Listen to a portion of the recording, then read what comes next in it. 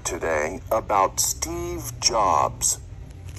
Jobs was someone who changed the world because he changed the way people act every single day. Jobs was born in 1955. He grew up in California, in an area that later became known as the Silicon Valley.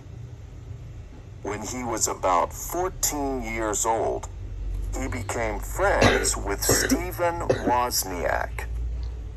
Wozniak was what people in those days called an electronics whiz kid. He liked to design and build his own electronic equipment.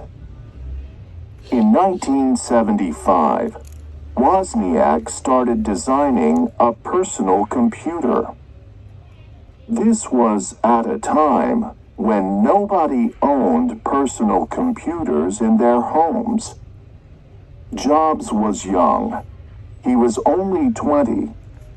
But even then, he had a sharp business brain. Jobs convinced Wozniak that they could build these personal computers in his garage and sell them. A year later, Jobs and Wozniak founded the Apple Computer Company and started building and selling personal computers. When their founded the Apple Computer Company and started building and selling personal computers. When their Apple II computer went on the market in 1977, it became a huge success. Suddenly, there was a mass market for a computer that people could buy at a store and use sitting in their own homes.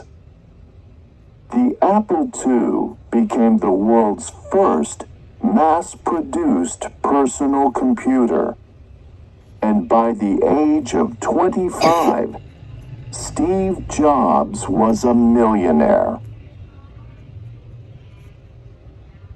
Part 2. Now listen to the second part of the lecture and take your own notes. Jobs was brilliant in many ways, but he was not always very good at working with other people. He needed everything to be perfect, and this caused problems at Apple. In 1985 then, Jobs left Apple and started a new computer company. And soon after, he also went into business with a company called Pixar. Pixar was a company trying to develop a system for using CGI, computer-generated imagery, to be used in animated films. And Jobs was just the person to help them. In 1995, Pixar released the movie Toy Story. It was the first full-length computer-generated animated film. It was a big hit, and Pixar became a very, very profitable company. And Steve Jobs became a very, very rich man. A billionaire, in fact. In the 10 years after leaving Apple, Jobs learned a lot about working with people and running a company. So when he returned to Apple in 1995, he made many changes. Without Jobs, Apple was not doing so well. But Jobs had a vision. He didn't only want personal computers to be useful, he also wanted them to be beautiful objects that people would enjoy looking at and using. In 1998, Apple introduced the iMac, a new desktop computer, and the next year, the iBook, a new laptop computer. People thought both were very attractive, and they immediately became very popular, and Apple became a profitable company again. But Steve Jobs wasn't finished. He had an even bigger vision. He believed that personal computers would become the center, the hub of people's digital lives.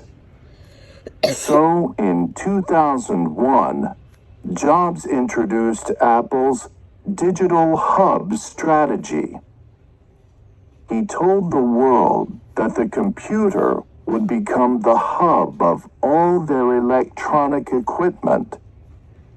You could connect your camera, your music player, and your video recorder to the computer and manage all your videos, photos, and music using iTunes, iMovie, iPhoto, and other Apple programs or apps.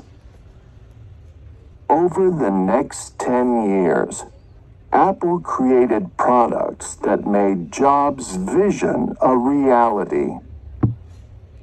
In 2001, the company introduced the iPod, which quickly became the most popular digital music player.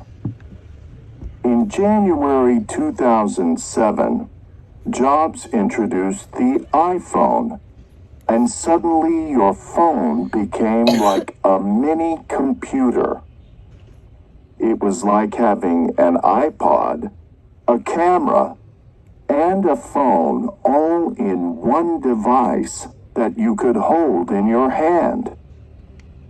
Then, 3 years later, he released the iPad onto the market. This really was a small, light computer that you could hold in your hand. And to use it, all you had to do was touch the screen. Jobs' final vision before he died in October 2011 was Apple iCloud. This is a system that allows Apple users to store and manage their data and applications not in their computer, but over the internet. Jobs may be gone, but there is no question that his vision lives on. Jobs was someone who changed the world, not just for our own time, but maybe, who knows, for all time.